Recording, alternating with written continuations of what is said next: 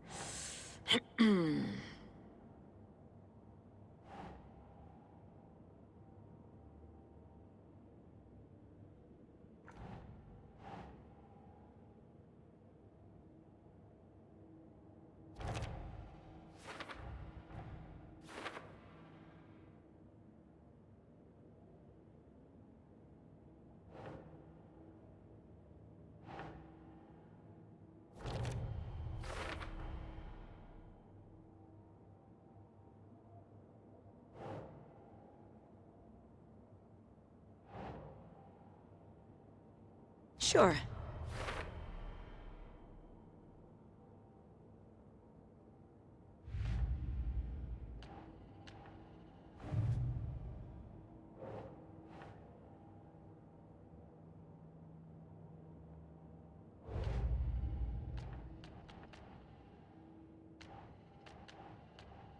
Don't need to go over all this again.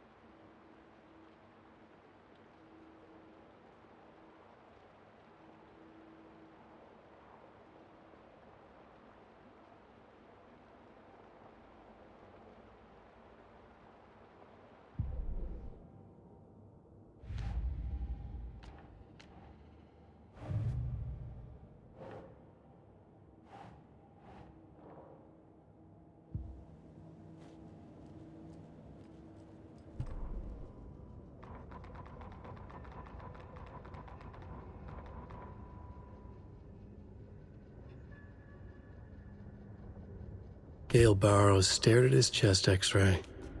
It was in his left lung. It felt like a black hole, an opening to darkness. He felt like he was drowning. He coughed and coughed and coughed. So hard his whole body and soul felt twisted and mangled, upside down and inside out. With every cough, the black hole grew bigger. It felt good. It tore him up, but it felt good. Gale was dying. The black hole was sucking everything good out of him. He imagined looking through it, into the darkness. The black hole grinned. Gale couldn't escape its gravity. He worshipped it. Gale sacrificed to it. In blood.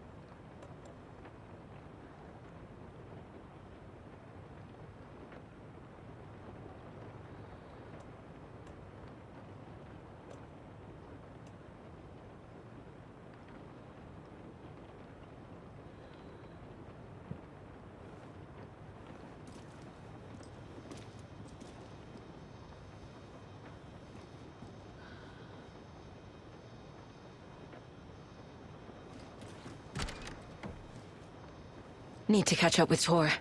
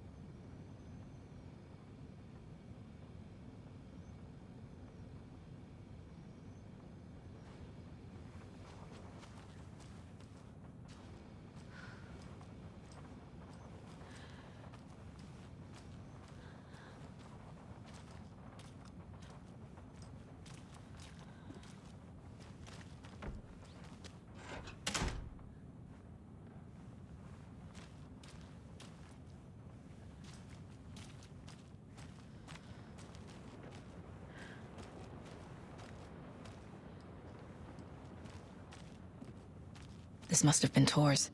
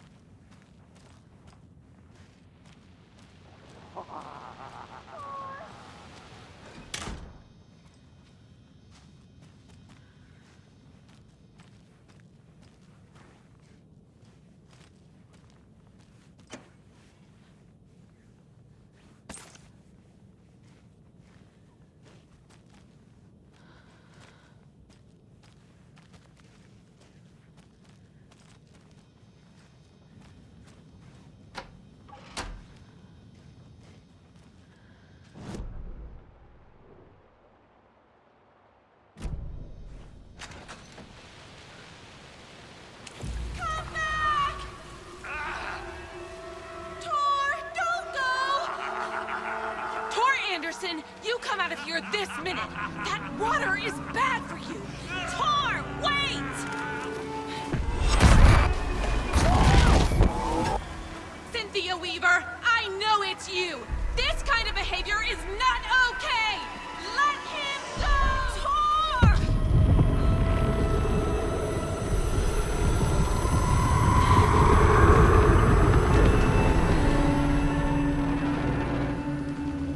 Damn.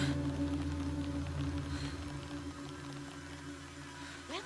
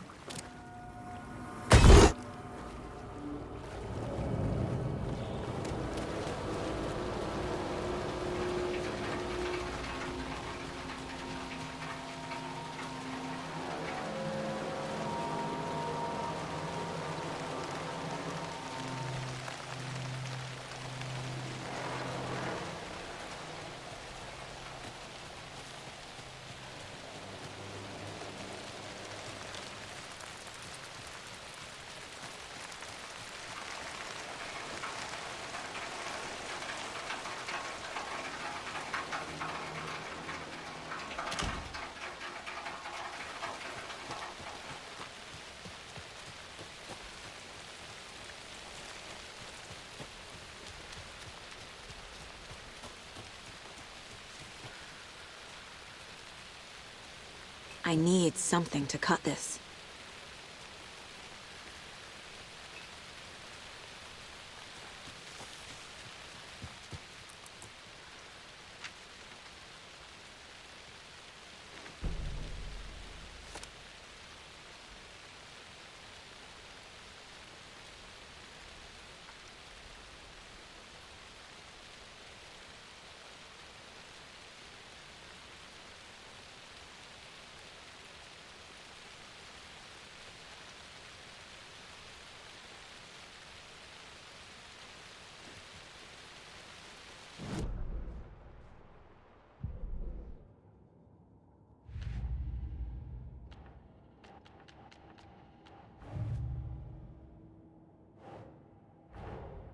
Tor disappeared into the pond.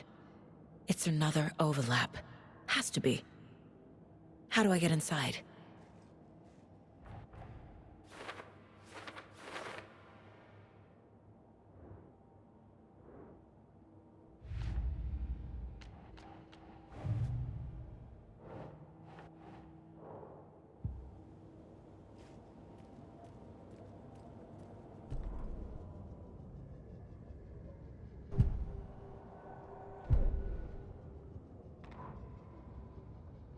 It's 1988, a face-off between deities on the rim of Cauldron Lake, high above its dark waters.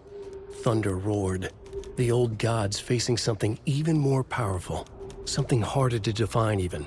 Or, changing the perspective, raving lunatics all, caught up in the frenzy of a shared delusion. The old gods, the corsairs of the Sea of Night, and the Dark One who yearned to stand in between, who had always stood in between, who would soon stand in between. We help you, you stay away from our family, Tor Anderson snarled over the thunder. Yes, until you all come to me, came the answer. That's never gonna happen, shouted Odin. I will take this as collateral, shall you remember our deal, said the Dark One. Blood arched from Odin's face as he fell to his knees. Lightning hit the dark figure on the cliff, and with that, he was gone. Tor rushed to his brother. Are you all right, bro? Effectively blind in that moment, the eye patch covering his left eye, his hand over the now empty socket of his right, blood oozing out of it. Odin cursed. The bastard took the wrong eye.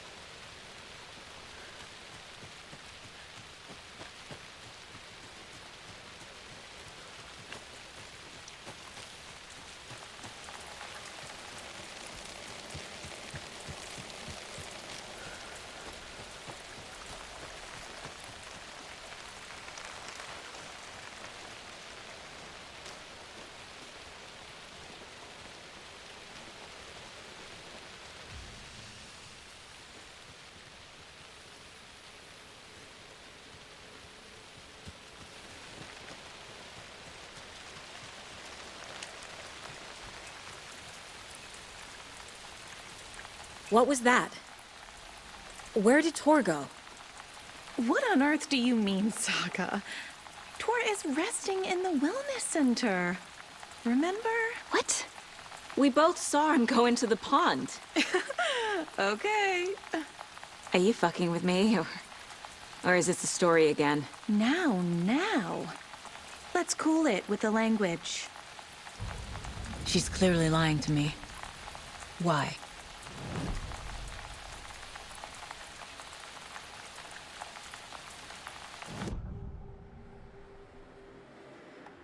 Rose watched Tor go into the pond. Why is she lying to me? The secret mission for Alan's #1 fan. The hero will say Wake has returned. We're all characters in his story. Gee whiz. I'm not his fucking character. But I can use that phrase to make Rose stop lying to me. Wake has returned. Cynthia took Tor. What happened to her? When the darkness touches your head, your bookshelf gets shuffled. I put her lamp in the shoebox. What do you call a lamp lady without her lamp? Is Rose talking about Cynthia or herself? Or both?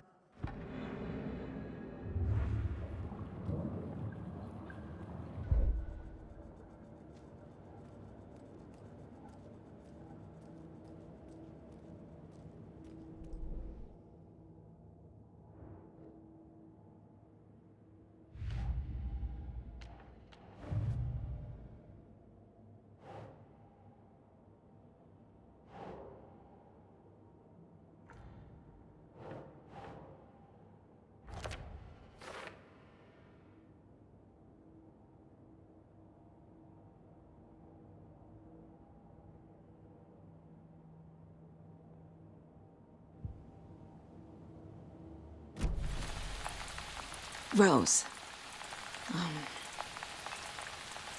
Wake has returned. Oh my God. You're the hero! You're here to save Alan! I feel so silly for trying to keep you out of the wellness center. I locked Tor and Gale in there after they lost it, and I didn't want you getting hurt. Before I forget, here's the page Wake told me to give you. Oh, and you'll need my keys to get around.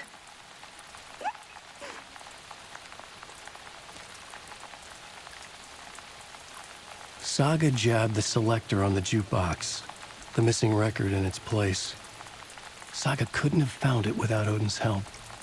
A light bloomed in through the garden window. The horror story beat me to Tor. I have to rescue him. The key to this overlap is an old Gods of Asgard record. Odin will know more.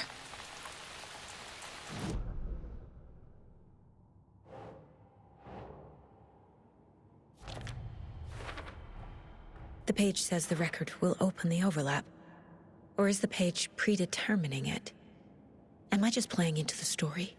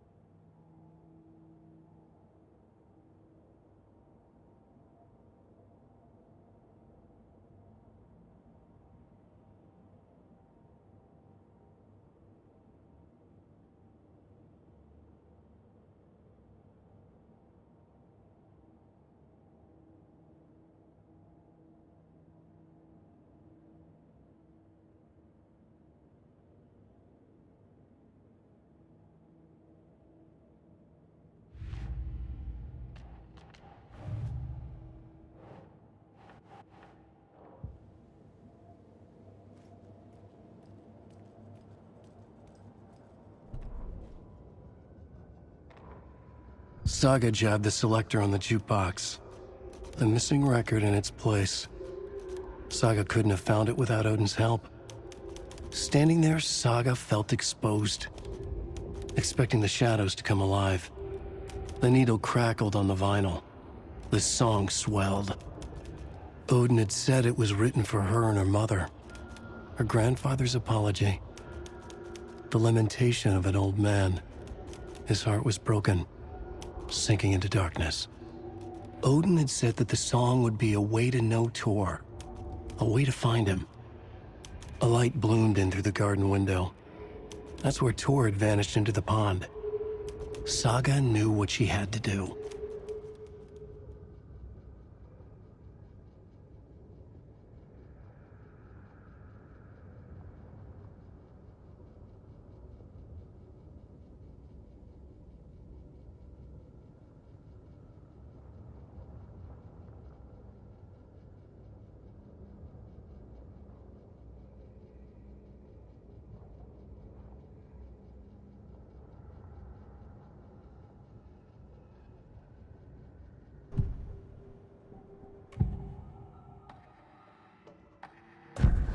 page mentions a missing record. Do you know where it is, Odin? Driven by passion, raging like a storm. Your grandfather made the song to apologize. To your mother, Freya, and to you. Tor's like a storm. Your mother did the right thing, leaving with you, even if it broke your grandfather's heart. And mine. Listen to the song, Saga. It's all there. Tor only had one record made. He keeps it in the museum. Odin knows my mom's name. He's saying my mom took me away when I was still a baby. Plausible. Stay on task. The record is in the museum.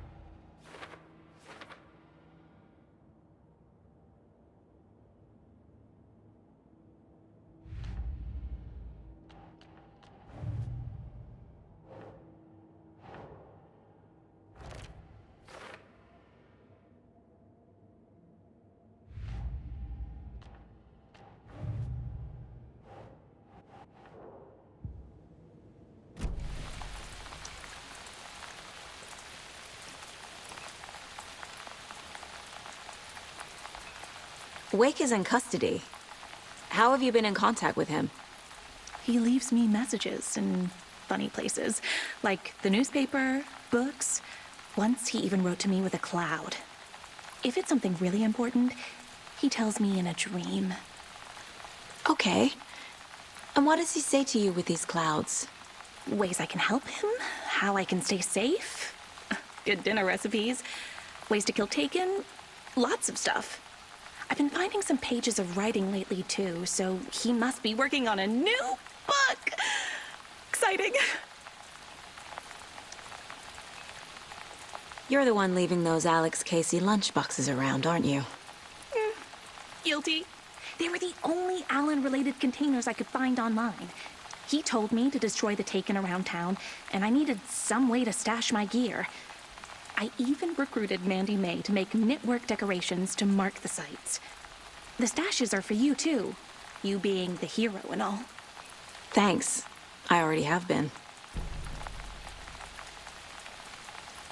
Wake tells you how to kill Taken? Oh, sure. You're the hero, so you must know all about it. All you need is a strong light, and then your conventional methods of extreme violence. Simple stuff. The tough part is hiding the bodies. I honestly don't know how to react to this. Just doing my part, sister.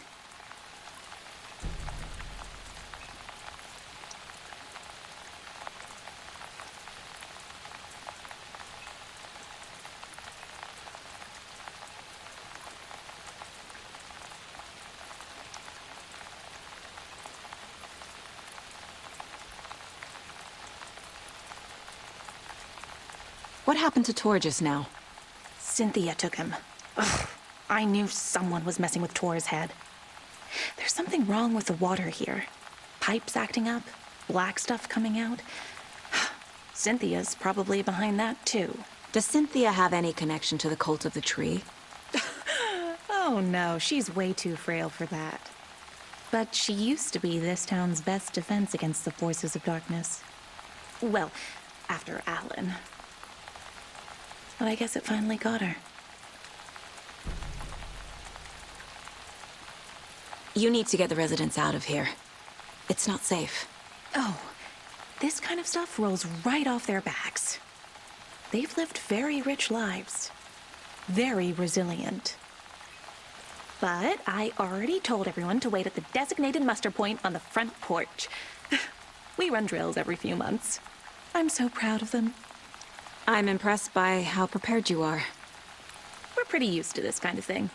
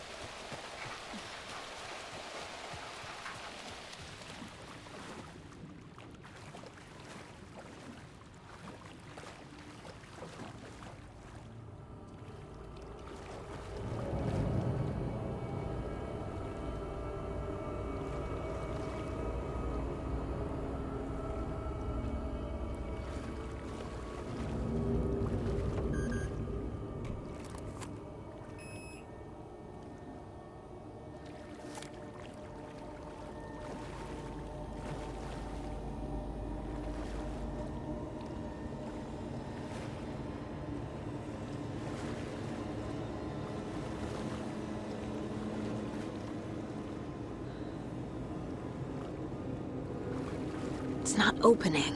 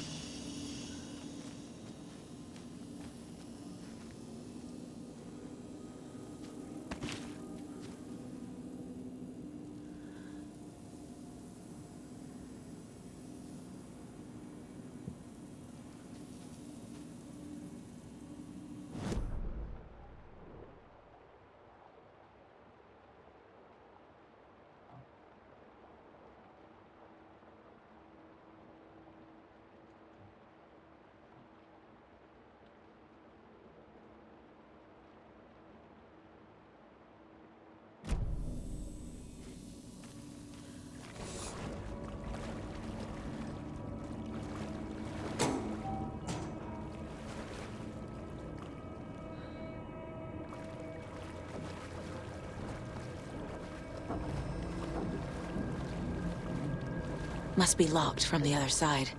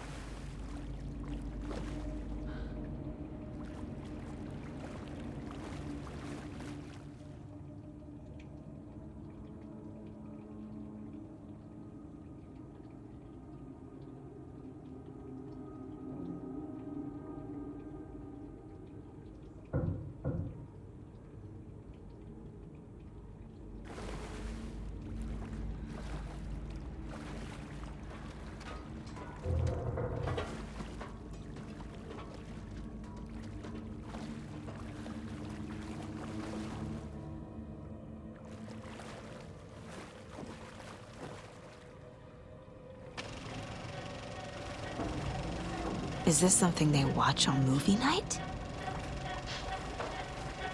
That looks just like Casey. What the hell is going on?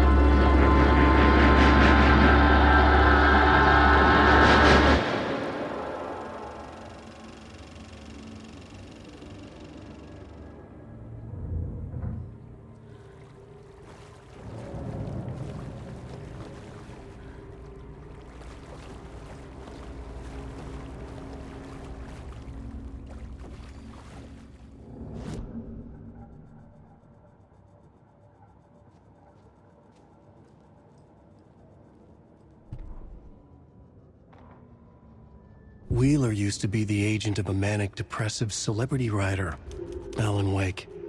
Wake had various addictions on his back, an on-off death wish. Wheeler had seen a thing or two. Wheeler paid a lot of money for a good shrink. Got himself convinced that all the nightmares he'd seen leading up to Wake drowning himself were just his imagination. PTSD. Now we had pills to keep the shadows from his sleep. But the Andersons were something else. The nightmares were starting to creep in again. Or maybe it was the drugs in the air. Wheeler hoped it was the drugs. The Andersons were so old. Vampires. After every gig and the party that followed, took them weeks to bounce back. And they never did completely. Each time Wheeler expected them to croak. Emmett Elwood had had enough. All his life, he'd been surrounded by the same small-minded, impolite, ignorant people in town. Their endless gossip, their nose-picking, chewing food with their mouths open, not washing their hands after visiting the restroom, and touching things. Touching everything. The world was going to hell. He'd watched day after day how all the nice things in life in Bright Falls were spoiled and ruined forever. There would be a just and terrible reckoning. Emmett had imagined many times how he'd make them pay.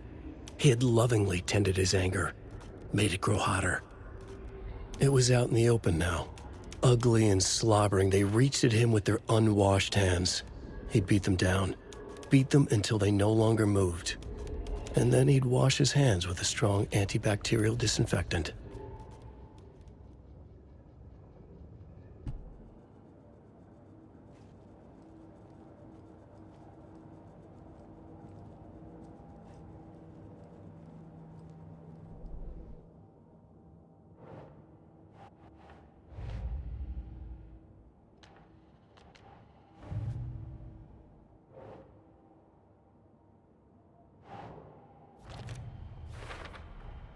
Rose Marigold left these lunchboxes for me.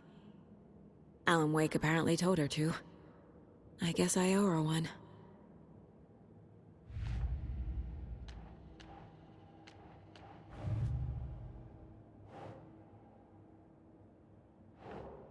That's it.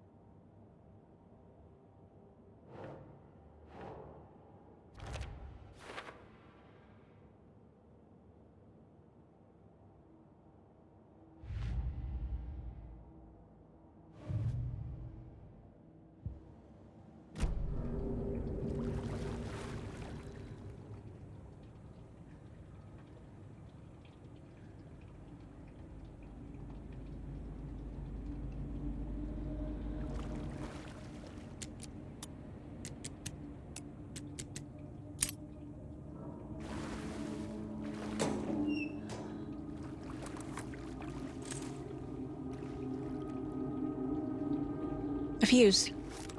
Could come in handy.